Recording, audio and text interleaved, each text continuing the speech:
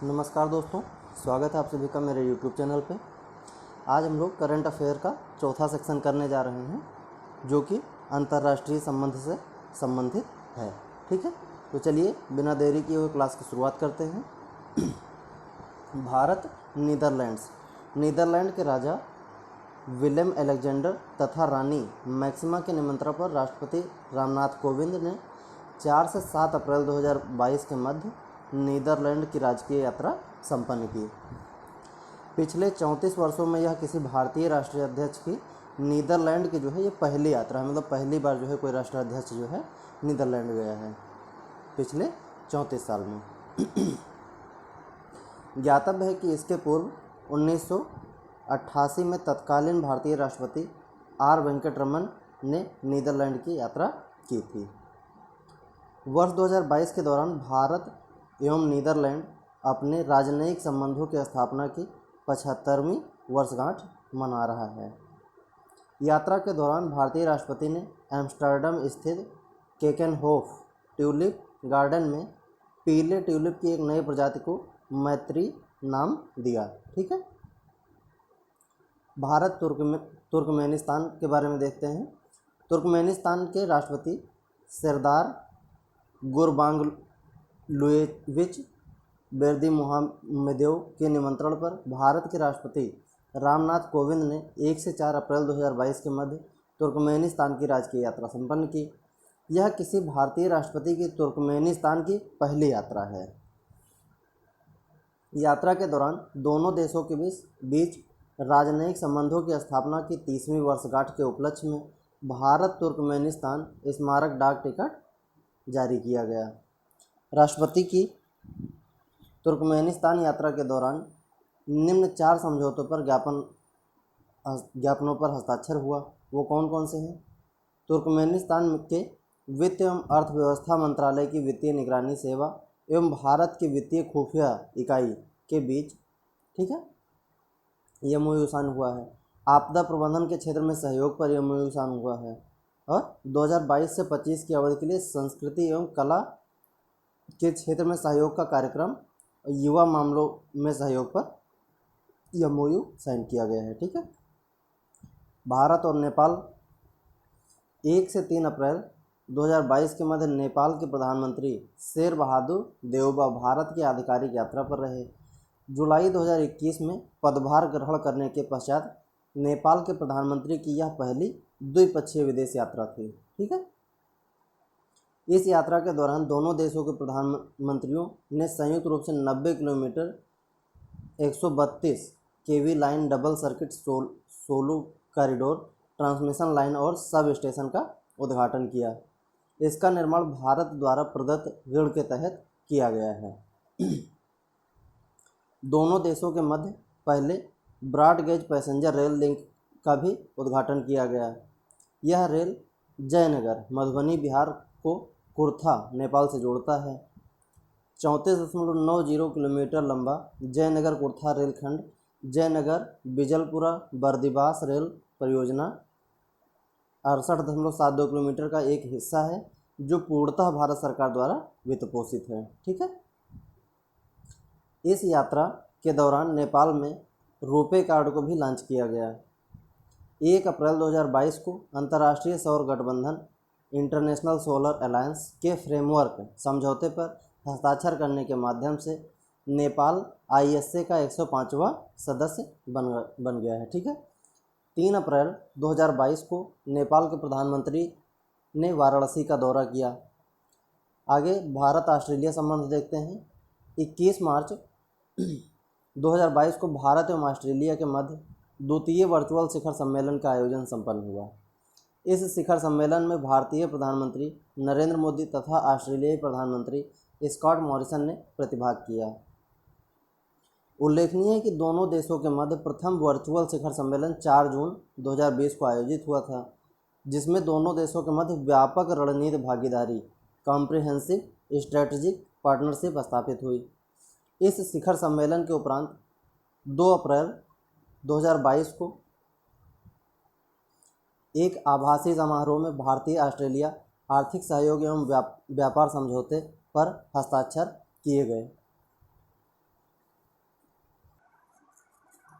ECTA मतलब economic cooperation and trade agreement पिछले एक दशक से अधिक की अवधि में किसी विकसित देश के साथ भारत का पहला व्यापार समझौता है। भारत जापान का अंतर्राष्ट्रीय संबंध देखते हैं क्या है। 19 मार्च 2022 के मध्य 19 से 20 मार्च 2022 के मध्य जापान के प्रधानमंत्री फूमियो किशिदा भारत की आधिकारिक यात्रा पर रहे। उनकी इस यात्रा के दौरान 14वें भारत जापान वार्षिक शिखर सम्मेलन का आयोजन किया गया। उल्लेखनीय है कि पिछला भारत जापान वार्षिक शिखर सम्मेलन अक्टूबर 2018 में टोक्यो में आयोजित किया गया था। ठीक है। सद्य शिखर सम्मेलन भारत एवं जापान के मध्य राजनयिक संबंधों की स्थापना के 70वीं वर्षगांठ के अवसर पर आयोजित हुआ। इस शिखर सम्मेलन के दौरान जापान ने अगले 5 वर्षों के दौरान भारत में 5 ट्रिलियन एन $42 बिलियन का निवेश करने का लक्ष्य निर्धारित किया है। दोनों देशों के मध्य नवंबर 2019 में नई दिल्ली में विदेश एवं रक्षा मंत्री स्तरीय प्रथम 2+2 बैठक के आयोजन का स्वागत किया गया। वर्ष 2019 में प्रधानमंत्री नरेंद्र मोदी द्वारा घोषित इंडो पैसिफिक ओशन इनिशिएटिव का स्वागत किया गया। जापान IPOI मतलब इंडो पैसिफिक ओशियन इनिशिएटिव के कनेक्टिविटी स्तंभ में एक प्रमुख भागीदार है। 19 मार्च 2022 को दोनों देशों द्वारा भारत जापान स्वच्छ ऊर्जा भागीदारी की घोषणा की गई। इस साझेदारी के तहत सहयोग के निम्न क्षेत्र शामिल हैं। वो कौन कौन से हैं आइए देखते हैं। इलेक्ट्रिक वाहन, बैटरी समेत भंडारण प्रणाली, इलेक्ट्रिक वाहन चार्जिंग इंफ्रास्ट्रक्चर, इमारतों एवं उद्योगों में ऊर्जा संरक्षण, ऊर्जा कुशल उपकरण, सौर PV सेल समेत सौर ऊर्जा का विकास, पवन ऊर्जा और स्वच्छ हरित हाइड्रोजन समेत पवन ऊर्जा, स्वच्छ हरित अमोनिया समेत LNG का अधिक एवं स्वच्छ उपयोग, कार्बन कैप्चर उपयोग और भंडारण या कार्बन पुनर्चक्रण, जैव ईंधन समेत नए प्रकार के ईंधन CBG, सामरिक पेट्रोलियम भंडार आदि। स्वच्छ कोयला तकनीकी 13 अप्रैल 2022 को केंद्रीय मंत्रिमंडल ने विकेंद्रीकृत घरेलू अपशिष्ट जल प्रबंधन के क्षेत्र में भारत और जापान के बीच एक सहयोग ज्ञापन पर हस्ताक्षर को मंजूरी दी। भारत ऑस्ट्रेलिया संबंध देखते हैं। 11 सितंबर 2021 को प्रथम भारत ऑस्ट्रेलिया 2+2 मंत्री स्तरीय वार्ता का आयोजन नई दिल्ली में किया गया। रक्षा एवं विदेश मंत्री स्तरीय इस वार्ता में भारत का प्रतिनिधित्व किसने किया? राजनाथ सिंह एवं S जयशंकर। राजनाथ सिंह रक्षा मंत्री हैं और S जयशंकर विदेश मंत्री हैं। और ऑस्ट्रेलिया का प्रतिनिधित्व मारिस पायने विदेश मंत्री एवं पीटर ड्यूटन रक्षा मंत्री ने किया। भारत ऑस्ट्रेलिया द्विपक्षीय संबंधों के व्यापक रणनीतिक साझेदारी में परिवर्तित होने के परिणामस्वरूप यह वार्ता आयोजित हुई। ठीक है। उल्लेखनीय है कि 4 जून 2020 को आयोजित प्रथम Bharat Australia virtual leader summit के दौरान दोनों देशों के प्रधानमंत्रियों के मध्य द्विपक्षीय संबंधों को व्यापक रणनीतिक साझेदारी तक बढ़ाने पर सहमति बनी थी। इसमें दोनों देशों के विदेश एवं रक्षा मंत्रियों के मध्य प्रत्येक 2 वर्षों पर रणनीतिक मुद्दों पर चर्चा हेतु 2+2 वार्ता आयोजित करने का प्रावधान शामिल है। ठीक है। तो जो 2+2 वार्ता होती है वो किसके किसके बीच में होती है? उधर से जो है मतलब जिन देशों के बीच में होनी होती है उनके विदेश मंत्री और रक्षा मंत्री जो है दोनों लोग ये 2+2 वार्ता करते हैं। ठीक है। 2 लोग होते हैं, रक्षा मंत्री और प्लस विदेश मंत्री 2 लोग होते हैं इधर से भी और 2 लोग जो है दूसरे देश से भी होते हैं, इसलिए इसको जो है 2+2 वार्ता कहा जाता है। ठीक है। उल्लेखनीय कि भारत के साथ 2+2 मंत्री स्तरीय वार्ता आयोजित करने वाला ऑस्ट्रेलिया तीसरा देश है। ऐसे अन्य 2 देश कौन कौन से हैं? अमेरिका एवं जापान भी जो है हैं। ठीक है। भारत एवं रूस के मध्य भी 2+2 मंत्री स्तरीय वार्ता के आयोजन पर सहमति बनी है। द्वितीय भारत ऑस्ट्रेलिया 2+2 मंत्री स्तरीय वार्ता वर्ष 2023 में आयोजित होगी। ठीक है। भारत और डेनमार्क 9 सितंबर 2021 को भारत एवं डेनमार्क ने हरित रणनीतिक साझेदारी ग्रीन स्ट्रेटेजिक पार्टनरशिप के अंग के रूप में नई दिल्ली में अपतटीय पवन एवं नवीकरणीय ऊर्जा हेतु एक संयुक्त उत्कृष्टता केंद्र को लॉन्च किया। उल्लेखनीय है कि भारत एवं डेनमार्क के मध्य हरित रणनीतिक साझेदारी को सितंबर 2020 में लॉन्च किया गया था। इस केंद्र का उद्देश्य नवीकरणीय ऊर्जा संबंधी भारत के महत्वाकांक्षी लक्ष्यों का समर्थन करना है। यह केंद्र एक प्रकार का ज्ञान हब है। यह केंद्र प्रारंभ में जिन 4 कार्य समूहों के आसपास केंद्रित होगा वे कौन कौन से हैं? स्थानिक योजना, स्पेशल प्लानिंग, वित्तीय ढांचे की शर्तें, फाइनेंशियल फ्रेमवर्क कंडीशंस, आपूर्ति श्रृंखला और संरचना, सप्लाई चेन इंफ्रास्ट्रक्चर, मानक तथा परीक्षण, स्टैंडर्ड्स एंड टेस्टिंग। ठीक है। भारत अमेरिका संबंध देखते हैं। 9 सितंबर 2021 को नवीनीकृत भारत अमेरिका रणनीतिक स्वच्छ ऊर्जा भागीदारी को लॉन्च किया गया। SCEP को भारत अमेरिका जलवायु एवं स्वच्छ ऊर्जा एजेंडा 2030 भागीदारी के अनुकरण में नए रूप में लॉन्च किया गया है। ठीक है। उल्लेखनीय है कि 23 अप्रैल 2021 को अमेरिका द्वारा आयोजित लीडर्स समिट ऑन क्लाइमेट के दौरान प्रधानमंत्री नरेंद्र मोदी एवं अमेरिकी राष्ट्रपति जो बाइडेन जलवायु एवं स्वच्छ ऊर्जा एजेंडा 2023 भागीदारी की घोषणा की थी। SCEP के तहत सहयोग के 5 स्तंभों पर अंतर सरकारी बैठकों का आयोजन किया जाएगा। ये स्तंभ कौन कौन से हैं? विद्युत एवं ऊर्जा दक्षता, उत्तरदायी तेल एवं गैस, नवीकरणीय ऊर्जा, सतत वृद्धि, उभरते ईंधन। ठीक है। अप्रैल 2018 में भारतीय प्रधानमंत्री एवं तत्कालीन अमेरिकी राष्ट्रपति डोनाल्ड ट्रंप की पहल पर भारत अमेरिका रणनीतिक ऊर्जा भागीदारी की स्थापना की गई, जिसे SCEP मतलब स्ट्रेटेजिक एनर्जी पार्टनरशिप के रूप में नवीनीकृत किया गया है। SCEP के तहत भारत एवं अमेरिका सहयोग के 4 स्तंभों पर सहमत हुए थे, जबकि SCEP में उभरते ईंधन नामक एक नए स्तंभ को जोड़ा गया है। इसका उद्देश्य स्वच्छ ऊर्जा ईंधनों को बढ़ावा देना है। दोनों देशों ने Bharat America gas task force का पुनर्नामकरण भारत अमेरिका निम्न उत्सर्जन गैस टास्क फोर्स के रूप में करने की भी घोषणा की है। इस अवसर पर जैव ईंधनों पर एक नए भारत अमेरिका कार्यबल के गठन की भी घोषणा की गई है। अमेरिका ने अपने शुद्ध ग्रीन हाउस गैस उत्सर्जनों में वर्ष 2005 के स्तर की तुलना में वर्ष 2030 तक 50 से 52% कटौती करने का लक्ष्य निर्धारित किया है। भारत ने भी वर्ष 2030 तक 450 गीगावाट नवीकरणीय ऊर्जा की स्थापना का लक्ष्य निर्धारित किया है। कितना? 2030 तक 450 गीगावाट। ठीक है।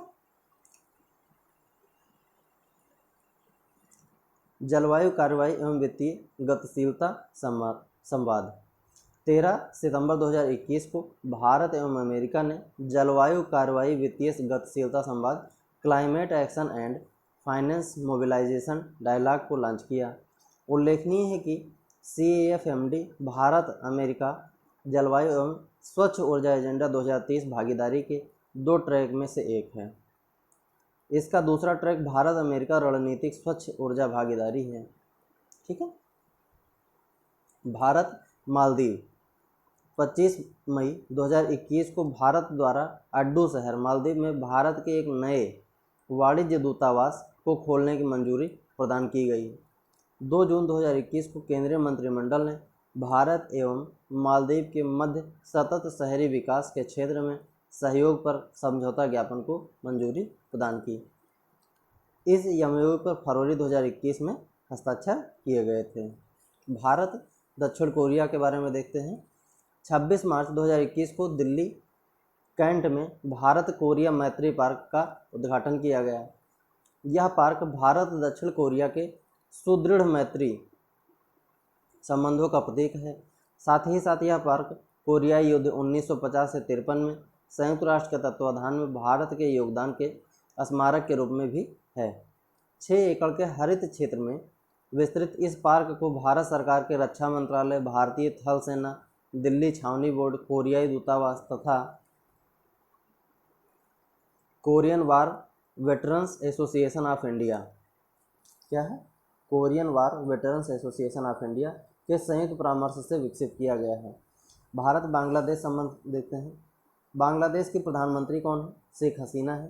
के निमंत्रण पर प्रधानमंत्री नरेंद्र मोदी 26 और 27 मार्च को 2021 में जो है के दौरान बांग्लादेश की राजकीय यात्रा संपन्न की। कोविड-19 महामारी के प्रकाश में आने के बाद से प्रधानमंत्री नरेंद्र मोदी की यह पहली विदेश यात्रा है।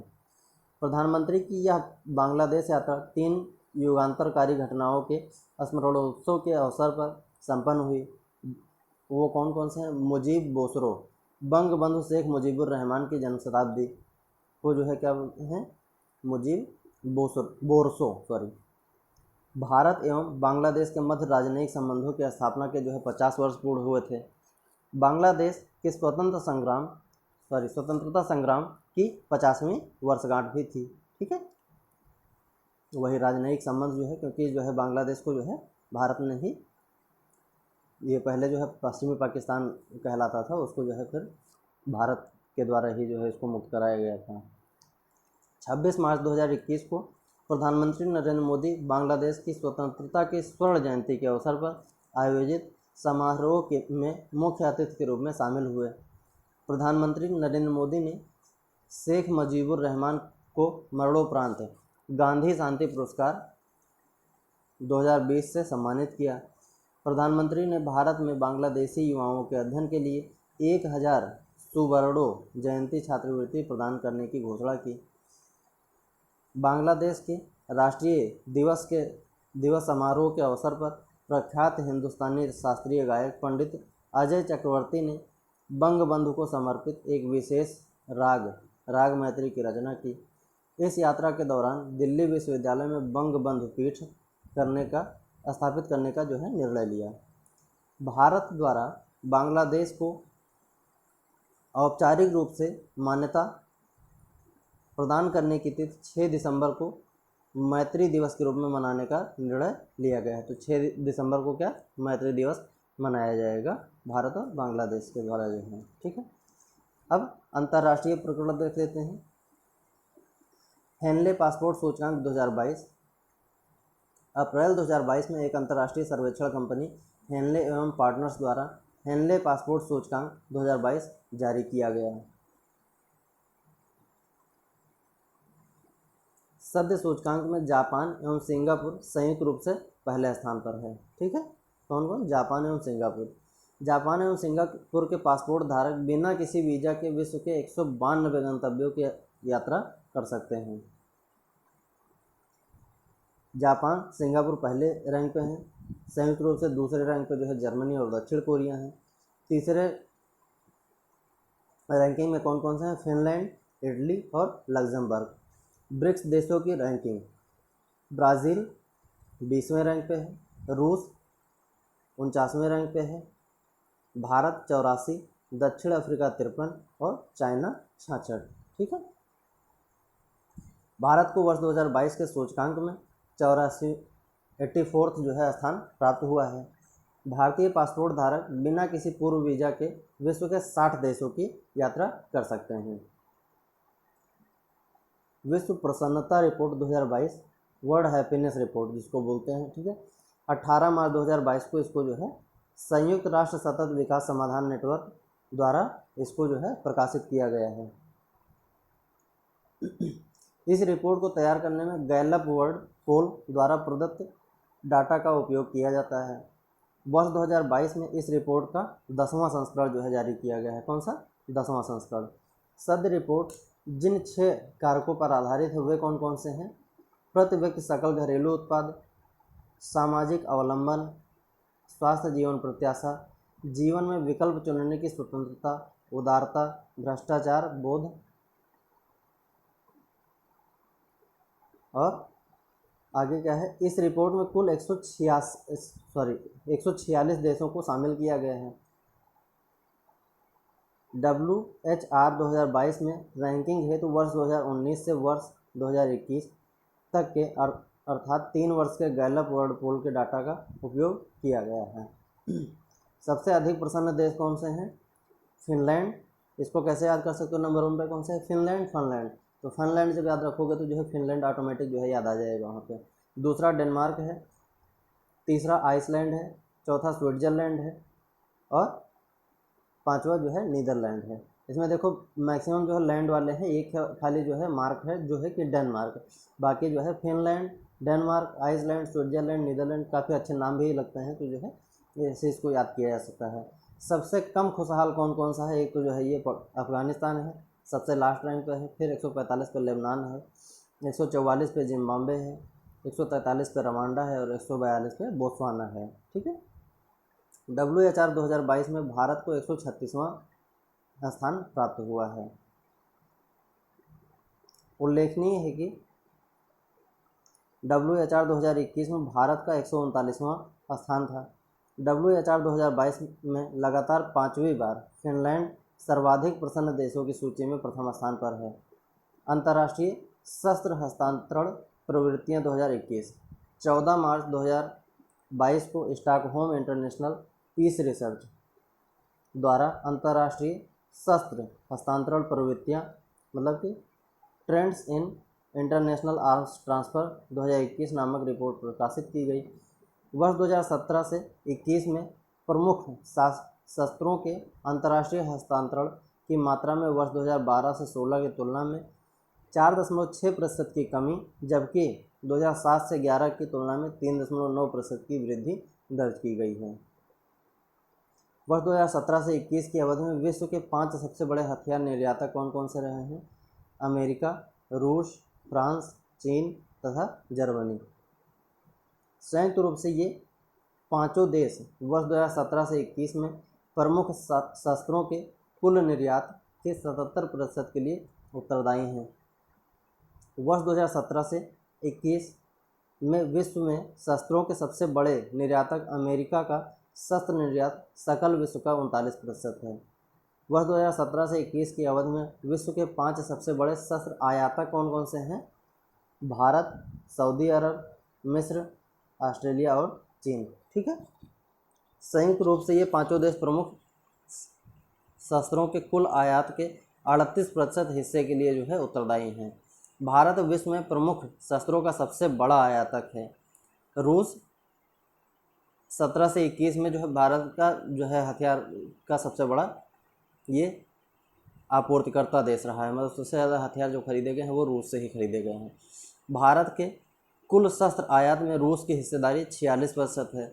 वर्ष 2017 से 21 के दौरान भारत को हथियार आपूर्ति करने वाले देशों में फ्रांस भारत के कुल शस्त्र आयात के 27% हिस्से हेतु उत्तरदायी दूसरे तथा अमेरिका तीसरे स्थान पर है। ठीक है। वर्ष 2017 से 21 के दौरान वैश्विक शस्त्र निर्यात में भारत की हिस्सेदारी 0.2% थी और भारत विश्व में हथियारों का 23वां सबसे बड़ा निर्यातक आयातक नंबर 1 है। ठीक है। निर्यातक 23वां है। भारत 2012 से 16 की तुलना में वर्ष 2017 से 21 में भारत द्वारा शस्त्रों के निर्यात में 119% की वृद्धि दृष्टिगोचर होती है। भारत से हथियार प्राप्त करता शीर्ष 3 देश क्रमशः म्यांमार 50%, श्रीलंका 25%, आर्मेनिया 11% है। वैश्विक आतंकवाद सूचकांक 2022 मार्च 2022 में Institute for Economics and Peace द्वारा वैश्विक आतंकवाद सूचकांक 2022 जारी किया गया। प्रतिवर्ष जारी किए जाने वाले इस सूचकांक का यह 9वां संस्करण है। ठीक है। यह सूचकांक विश्व के 163 देशों वैश्विक जनसंख्या का 99.7% में आतंकवाद के प्रभाव का अध्ययन एवं विश्लेषण करता है। रिपोर्ट के अनुसार वर्ष 2021 में आतंकवाद से मरने वालों की संख्या 7142 दर्ज की गई है। उपरोक्त आंकड़ा वर्ष 2020 की तुलना में 1.1% की गिरावट को दर्शाता है। रिपोर्ट के अनुसार इस्लामिक स्टेट वर्ष 2021 में विश्व का सबसे घातक आतंकी समूह है। ठीक है। नवीनतम सूचकांक में लगातार तीसरे वर्ष अफगानिस्तान सर्वाधिक आतंकवाद प्रभावित देश रहा।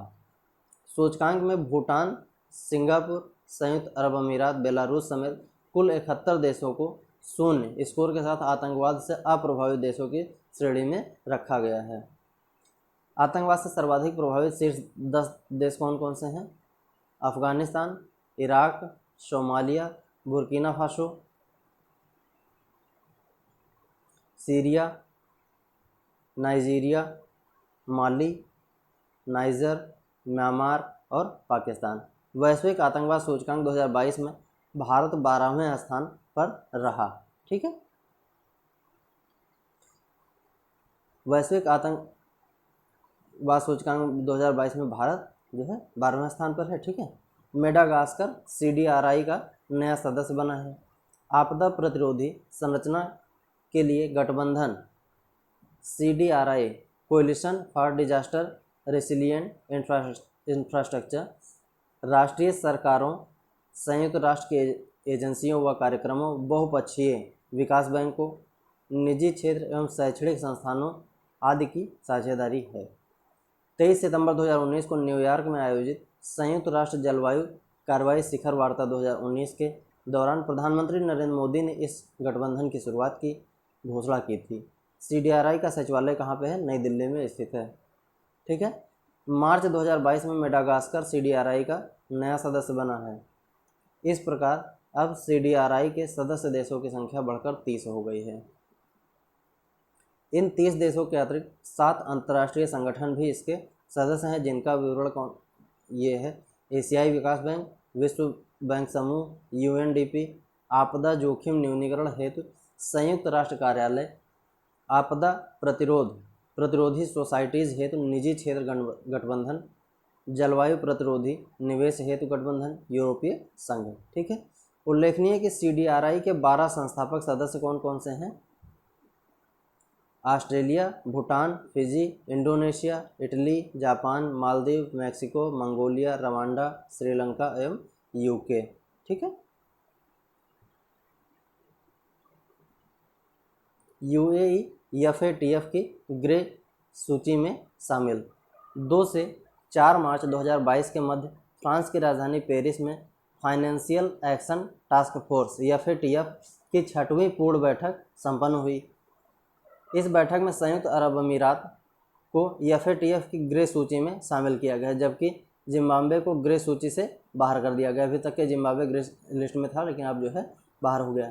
पाकिस्तान जो है अभी ये जो है इसमें ग्रे लिस्ट में जो है बना रहेगा, इसका निर्णय लिया गया है। वर्तमान में कुल 23 देश जो है ग्रे लिस्ट में हैं। वर्ष 2018 से पाकिस्तान मनी लॉन्ड्रिंग और आतंकवाद के वित्त पोषण को रोकने में विफल रहने के कारण इस सूची में शामिल है। ग्रे सूची को आधिकारिक तौर पर ज्यूरिडिक्शन अंडर इंक्रीज्ड मॉनिटरिंग के नाम से जाना जाता है। ठीक है, इस सूची में शामिल देश FATF के साथ सक्रिय रूप से कार्य करते हैं, जिससे उनकी शासन पद्धति में उपस्थित रणनीतिक कमियों को दूर किया जा सके और मनी लॉन्ड्रिंग, आतंकवाद, वित्तपोषण एवं प्रसार आदि से सफलतापूर्वक निपट सकें। ठीक है, इस सूची में शामिल किया जाना संबंधित देश के लिए एक चेतावनी के रूप में कार्य करता है कि उसे भविष्य में ब्लैक सूची में भी शामिल किया जा सकता है। ब्लैक सूची को आधिकारिक रूप से high risk jurisdiction subject to a call for action के नाम से जाना जाता है। तो ये चीज़ जो है दोनों देख लीजिएगा कि ग्रे लिस्ट को, जो ग्रे लिस्ट है इसको किस आधिकारिक नाम से जानते हैं और जो है ब्लैक लिस्ट को किस आधिकारिक नाम से जानते हैं। ठीक है, वर्तमान में ईरान और Democratic People's Republic of Korea, जिसको बोलते हैं उत्तर कोरिया, ब्लैक सूची में शामिल है। अंतर्राष्ट्रीय बौद्धिक संपदा सूचकांक 2022 फरवरी 2022 में US चैम्बर ऑफ कॉमर्स के वैश्विक नवाचार नीति केंद्र द्वारा अंतर्राष्ट्रीय बौद्धिक संपदा सूचकांक 2022 जारी किया गया। इस सूचकांक में भारत को 43वां स्थान प्राप्त हुआ है। नवीनतम सूचकांक में विश्व की 55 अर्थव्यवस्थाओं को शामिल किया गया है। इस सूचकांक में 50 विभिन्न संकेतकों के आधार पर 55 देशों में बौद्धिक संपदा अवसंरचना का मूल्यांकन किया गया है। IIPI रैंकिंग 2022 संयुक्त राज्य अमेरिका पहले स्थान पर है, यूनाइटेड किंगडम दूसरे पे, तीसरा जर्मनी है, चौथा स्वीडन है और पांचवा जो है फ्रांस है। आर्थिक स्वतंत्रता सूचकांक 2022, 14 फरवरी 2022 को आर्थिक स्वतंत्रता सूचकांक 2021 जारी किया गया। इस सूचकांक का यह जो है 28वां संस्करण है। इस सूचकांक के अंतर्गत 1 जुलाई 2020 से 30 जून 2021 के दौरान विश्व के 184 स्वायत्त देशों की आर्थिक नीतियों एवं स्थितियों का तुलनात्मक अध्ययन प्रस्तुत किया गया है। 7 देशों कौन कौन से हैं? Singapore, Switzerland, Ireland, New Zealand, Luxembourg, Taiwan और एस्टोनिया को अत्यधिक उच्च आर्थिक स्वतंत्रता स्कोर प्राप्त हुआ है और उन्हें आर्थिक रूप से स्वतंत्र की श्रेणी में वर्गीकृत किया गया है। 50 से 59.9 के मध्य स्कोर प्राप्त करने वाली 57 अर्थव्यवस्थाओं को प्रायः गैर स्वतंत्र की श्रेणी में रखा गया है। ठीक है। भारत, ब्राज़ील एवं अर्जेंटीना जैसी प्रमुख अर्थव्यवस्थाएं इस श्रेणी में शामिल हैं। सूचकांक में सिंगापुर को विश्व की सबसे स्वतंत्र अर्थव्यवस्था घोषित किया गया है। आर्थिक स्वतंत्रता सूचकांक 2022 में भारत को 131वां स्थान प्राप्त है। ठीक है।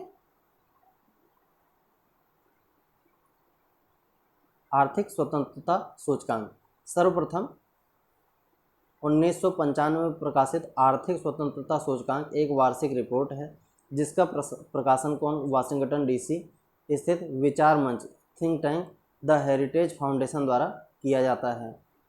इस सूचकांक के तहत विश्व के देशों की आर्थिक स्वतंत्रता का मापन 4 व्यापक नीतिगत क्षेत्रों में विभक्त 12 मात्रात्मक एवं गुणात्मक घटकों के आधार पर किया जाता है। वो कौन कौन से घटक हैं? विधि का नियम, विधि का नियम जो है, और सरकार का आकार और नियामक दक्षता और खुले बाजार।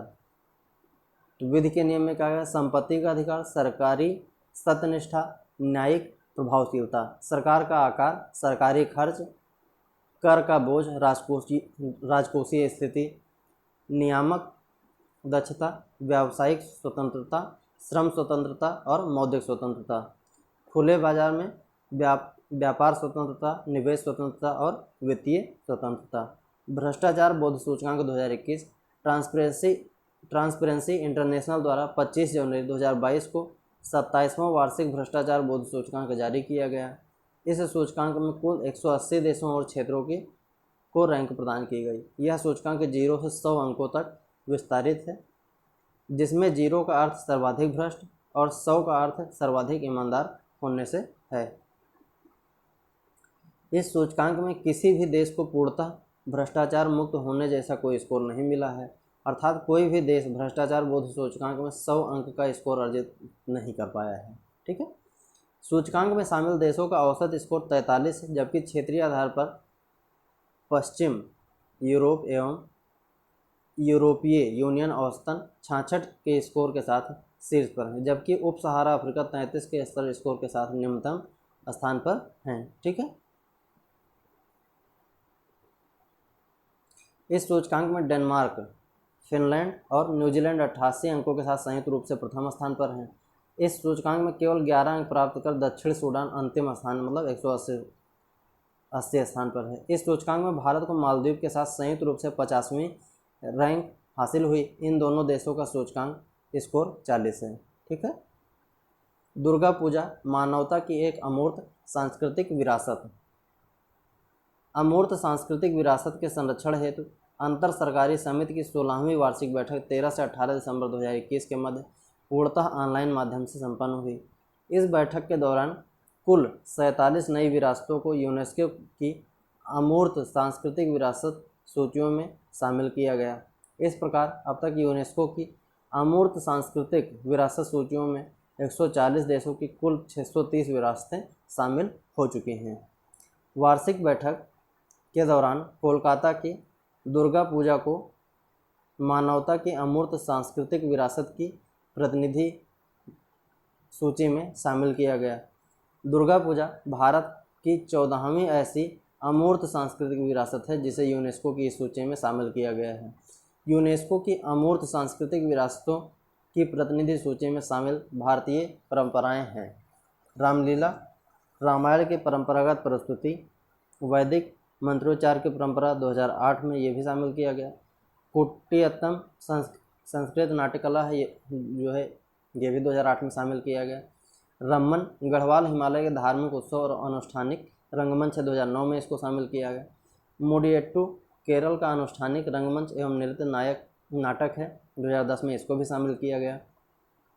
कालबेलिया राजस्थान का लोकगीत तथा नृत्य, 2010, इसको जो है यूपी टेट में जो है ये क्वेश्चन अक्सर बनता रहता है नृत्य से, तो जो है कालबेलिया जो है कभी कभी पूछ लेता है, तो इसको भी जो है ध्यान दीजिएगा जो यूपी टेट सेटेट वाले हैं, ठीक है। छऊ नृत्य पूर्वी भारत का एक परंपरागत नृत्य जो झारखंड, उड़ीसा व पश्चिम बंगाल में प्रचलित है, जिसको भी 2010 में शामिल किया गया। लद्दाख का बौद्ध मंत्रोच्चार ट्रांस हिमालयी लद्दाख क्षेत्र जम्मू एवं कश्मीर में पवित्र बौद्ध ग्रंथों का पाठ जो है 2012 में शामिल किया। संकीर्तन मणिपुर का अनुष्ठानिक गायन ढोल वादन एवं नृत्य 2013 में इसको शामिल किया गया। पंजाब के जंडियाल गुरु के ठठेरों द्वारा पारंपरिक रूप से पीतल और तांबे से बनाए जाने वाले बर्तनों की शिल्पकला 2014 में शामिल किया गया। योग 2016 में, नवरोज नव वर्ष के उत्सव का आयोजन 2016 में, कुंभ मेला 2017 में और कोलकाता की दुर्गा पूजा 2021 में। तो आज की क्लास चलिए यहीं पर समाप्त करते हैं। बाकी आप लोग सपोर्ट बनाए रखिए, तभी जो आगे की वीडियो बनाने में मज़ा आता है। चलिए दोस्तों, थैंक यू।